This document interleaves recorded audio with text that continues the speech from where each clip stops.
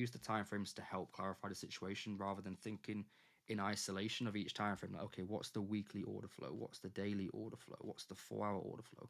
Oftentimes they'll share the same highs, they'll share the same zones, and so which one is more helpful to understand the current direction, the current situation? In this case, on GU and EU, I think the daily is much more helpful at this moment than the weekly is, because you've got clear order flow going towards clear targets on both pairs on the daily. Just in this moment, like sometimes there'll be periods where the weekly is much more clear than the daily, but I think just use the time frame that makes the most sense at that moment.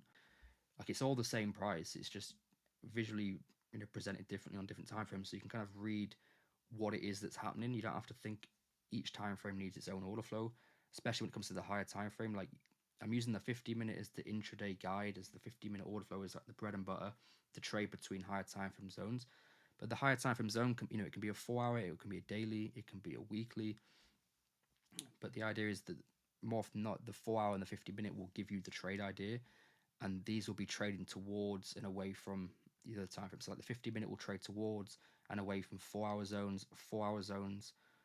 So 4-hour order flow will trade towards and away from daily/weekly zones. So I'd almost categorize them as one category rather than just thinking individually.